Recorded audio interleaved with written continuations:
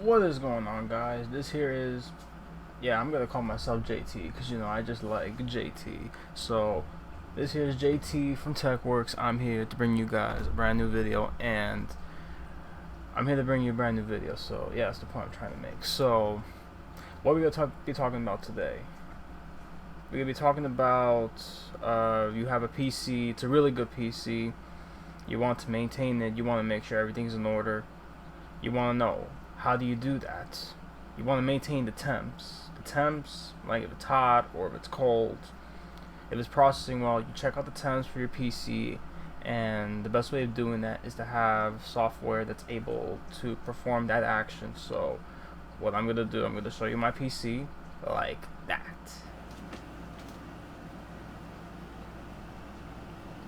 Okay, I showed you my PC, but what do I use to maintain my PC? I use two softwares. They are known as SpeedFan, and I use another software called CPU-ID. I'll leave them down in the link in the description down below in case anybody wants to download any of those softwares. They are completely free of charge. You don't have to put no credit card. And I use them. I've been able to maintain my PC. I remember one time hearing my PC, the fans were loud. I found out my CPU, core processing unit, it's at over 100 degrees, so I had to change the thermal paste. And I would have not been able to do that if I would have not been aware of that if I did not know my CPU was actually hot without these softwares. So these softwares actually have saved my life, and they could save your life. So what I'll do, I'll show you what these softwares are. I'm on my home screen, and the first one is CPU ID. Gives you a pretty good layout of all the components for your PC. Like, this is my motherboard, the Z170A SLI Plus. Gives you the voltages, and gives you the temps. Based on my experience, if it's below 80 degrees and you have maybe one GPU, this is actually pretty good temp, 32 degrees, and 127 degrees, but that's pretty normal for that pretty specific type of specification. Your fans, if they're going at the right rates per minute, these are really good. Somehow it notified me one day that I was not going the right voltage. I found something stuck in the fans, so I changed it. Now, for my CPU, voltages are all fine. They're running efficiently. There's 4 of them, even though it starts with 0. Now, the temps. Now, for CPU, there's 4 cores. I'm running a ton of programs right now, so the CPU, it's normal for it to be at 66, 69, saying that's good to go 76. But if it goes over 80 and you're doing one thing, that's not good. This is the package, the whole thing, and 0, 1, 2, 3, 4, 1, 2, 3 are the cores. The clocks, power, everything else is fine. Now, if you have any hard drives, any SSDs, you want to see what temps they are, the best thing to know is that they stay at a temperature that the temperatures do not fluctuate. So since they're not fluctuating right here, I know that there's nothing wrong with my SSDs. Now, with my hard drives, I have 2 Toshiba hard drives. They're the most basic ones. Each one of them is 1 terabyte. These are not fluctuating either, like the SSD, so I know those are fine too. Now, for my video card, now the most important thing, I want to have 2 video cards because my motherboard, it has the ability to take on the power of having 2 video cards, but they have to be the same exact video cards.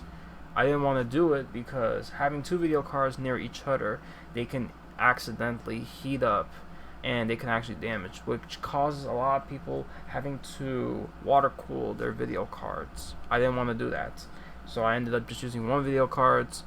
Video card temps are really good. The highest has been 52 degrees. That's good.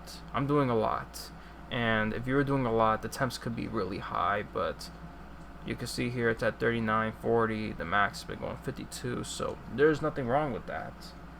What's another thing? Fans, utilization. This is pretty much a layout. If you're interested in CPU ID, I highly advise you get it. You don't want to know that something's wrong with your PC and you don't know what it is. If you want to know what it is, you use something like this. It's pretty basic. you want something a bit more advanced. You want to measure. I use something called SpeedFan. SpeedFan, what is SpeedFan? You know, this is a more advanced version of monitoring the temps and monitoring voltages on your PC. It gives you everything here, like you see here, guys. It can automatically detect what kind of CPU I have. If I was doing more advanced stuff, then it would show that I have 4.2 gigahertz because, of course, my CPU has the ability to turbocharge the 4.2 gigahertz.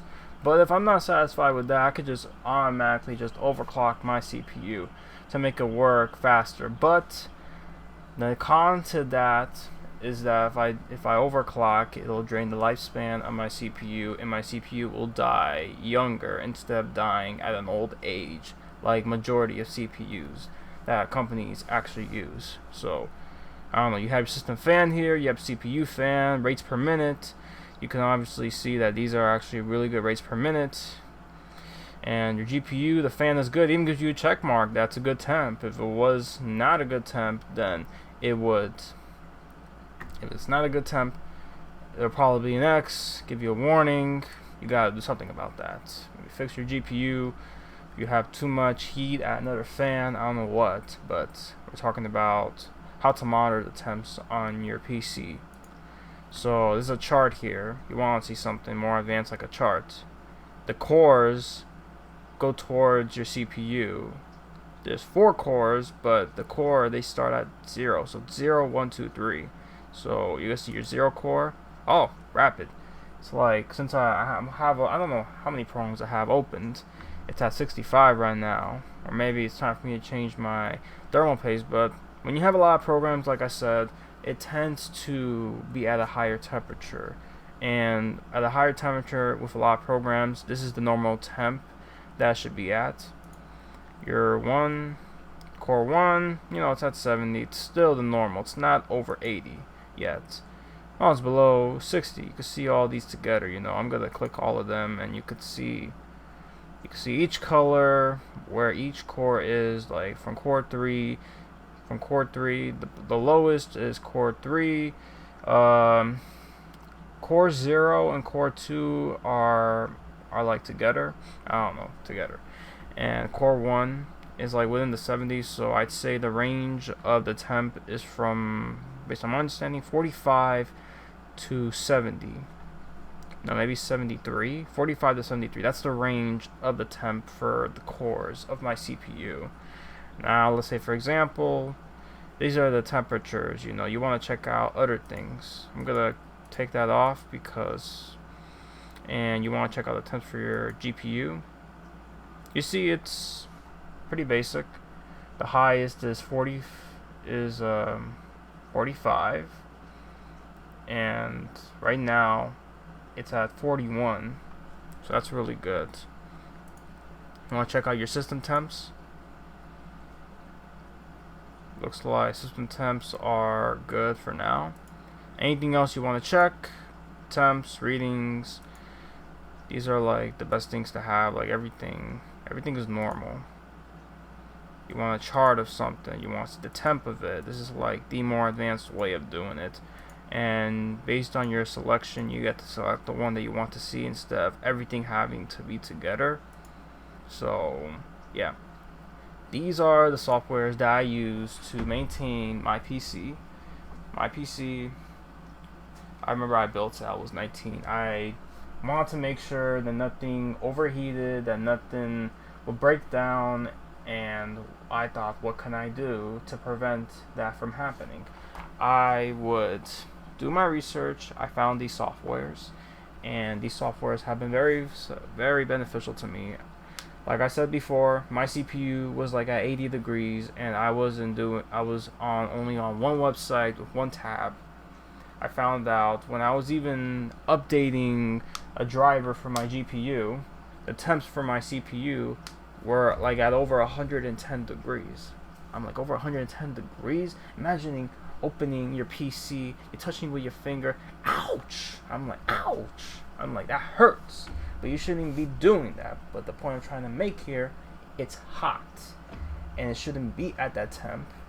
It's at that temp because the thermal paste has dried out. So what you have to do, you change the thermal paste and you're back at your regular temps.